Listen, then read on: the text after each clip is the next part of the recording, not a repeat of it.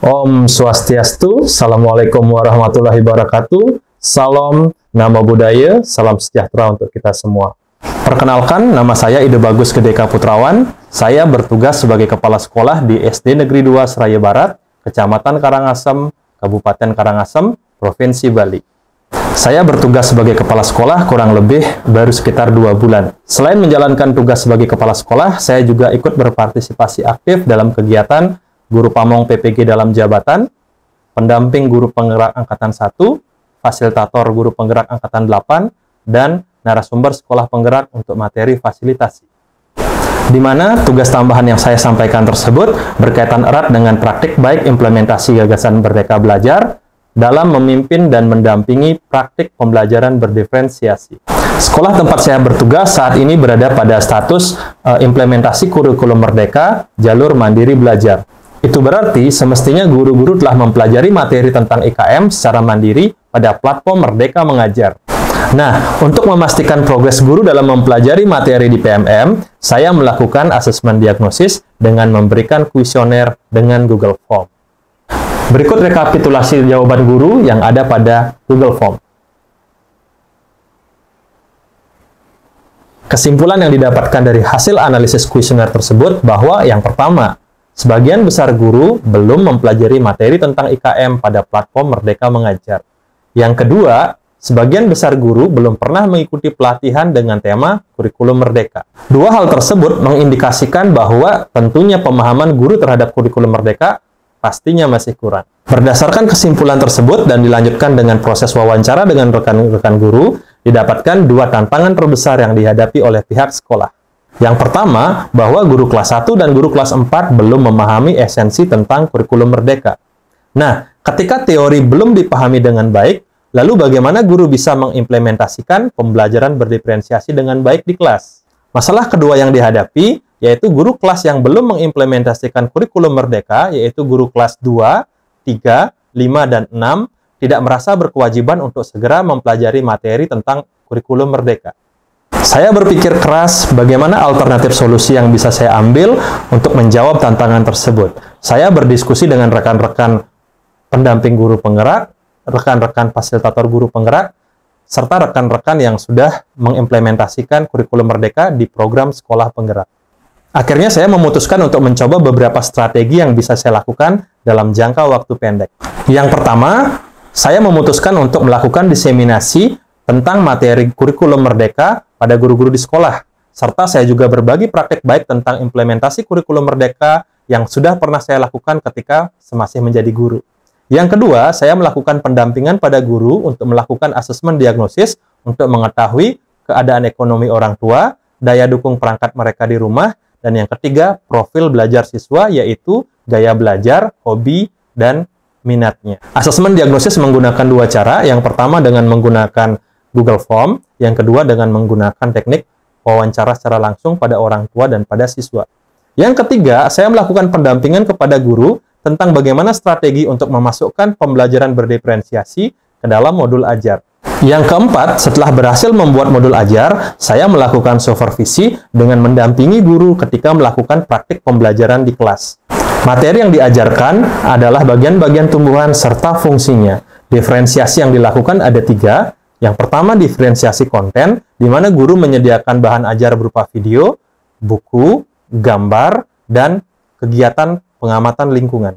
Diferensiasi proses terlihat dari bagaimana proses siswa dalam mempelajari materi. Mereka yang memiliki gaya belajar dominan visual, mereka menghabiskan lebih banyak waktu untuk mempelajari materi yang ada pada buku. Siswa dengan gaya belajar auditori lebih suka untuk mengakses video. Dan siswa yang memiliki gaya belajar dominan kinestetik, mereka tentunya lebih banyak menghabiskan waktu di luar ruangan. Dan yang terakhir, diferensiasi produk. Di sana terlihat dari guru yang sudah memberikan kebebasan murid untuk membuat produk yang berbeda sesuai dengan pemetaan minatnya. Ada siswa yang menuangkan hasil kerjanya dalam bentuk puisi, ada dalam bentuk gambar atau poster, dan ada yang dalam bentuk lagu. Yang kelima, melakukan pendampingan pengintegrasian strategi diferensiasi ke dalam proyek penguatan profil pembelajar Pancasila. Kelas 4 mengambil tema proyek hidup berkelanjutan dengan kegiatan membuat greenhouse. Dalam proyek ini, peserta didik dibelajarkan keterampilan tentang bagaimana cara menanam tanaman sayur, bagaimana cara perawatannya, bagaimana cara memanennya, serta bagaimana cara pengolahan tanaman sayur tersebut ke dalam makanan yang bisa dikonsumsi sehari-hari. Selama proyek ini berjalan, peserta didik diberikan tugas untuk membuat laporan proyek yang bisa disajikan ke dalam berbagai bentuk, misalnya poster, puisi, karangan, ataupun berupa video. Yang keenam, sebagai kepala sekolah, saya mencoba untuk melakukan strategi diferensiasi terhadap guru-guru dan tenaga kependidikan yang ada di sekolah. Strategi diferensiasi tersebut saya wujudkan dalam bentuk program kelas peminatan. Jenis-jenis kelas peminatan yang dibuka tergantung dari potensi, minat, dan bakat yang dimiliki oleh guru dan tenaga kependidikan. Contohnya, guru yang memiliki bakat di bidang bahasa akan membuka kelas peminatan seperti puisi, bercerita, ataupun drama. Mereka yang memiliki keterampilan di bidang olahraga akan membuka kelas peminatan seperti voli, sepak bola, futsal, ataupun bulu tangkis. Guru agama membuka kelas peminatan seperti kidung, tembang, dan pembuatan sarana upacara agama. Ada hal menarik yang saya temukan ketika proses pembuatan kelas peminatan, yaitu di sekolah saya ada seorang petugas kebersihan yang hanya merupakan lulusan SD, tapi memiliki keterampilan di bidang permainan catur. Hal ini saya amati dari seringnya dia memenangkan pertandingan catur melawan guru-guru yang ada di sekolah. Oleh karena itu, dia saya berikan tugas untuk mengampu kelas peminatan, yaitu permainan catur. Selama semua proses kegiatan yang saya sebutkan tadi berjalan, saya tidak lupa melakukan refleksi. Model refleksi yang saya ambil adalah model refleksi 4P. Refleksi saya rasa perlu untuk dilakukan untuk mengetahui apa kekurangan ataupun kelemahan, apa hal yang perlu diperbaiki, dan bagaimana teknik-teknik kita untuk menyempurnakan kegiatan-kegiatan agar bisa lebih baik lagi ke depannya. Bapak dan Ibu, sebelum mengakhiri video, izinkan saya mengajak Bapak dan Ibu berbincang-bincang sedikit. Nah, Bapak dan Ibu, apakah dari tadi mengamati gambar yang ada pada background saya? Jika Bapak dan Ibu merupakan pecinta anime seperti saya, tentunya Bapak Ibu tahu bahwa gambar yang ada pada background saya adalah gambar dari Naruto. Karakter Naruto merupakan analogi sempurna untuk pembelajaran berdiferensiasi. Dalam sudut pandang pembelajaran berdiferensiasi, setiap individu itu dinilai sebagai makhluk yang unik karena memiliki kelebihan berupa potensi, minat, dan bakatnya masing-masing.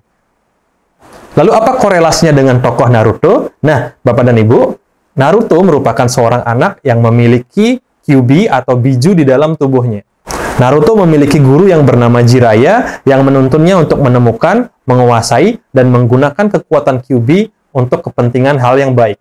Bapak dan Ibu, apabila Naruto dianalogikan sebagai peserta didik kita, kemudian Kyuubi yang ada pada tubuh Naruto adalah potensi, minat, dan bakat yang dimiliki oleh peserta didik kita, sebagai pendidik, maka sudah semestinya kita mengambil peran yang sama seperti Jiraiya. Bagaimana caranya kita sebagai pendidik menuntun peserta didik kita untuk mengenali, menguasai, dan menggunakan kelebihannya demi kebaikan bersama. Demikian video pemaparan implementasi praktik baik gagasan Merdeka Belajar dalam memimpin dan mendampingi pembelajaran berdiferensiasi di sekolah. Akhir kata, saya tutup untuk para mesanti. Om Santi Santi Santi Om. Wassalamualaikum warahmatullahi wabarakatuh. Salam sejahtera untuk kita semua. Salam dan bahagia.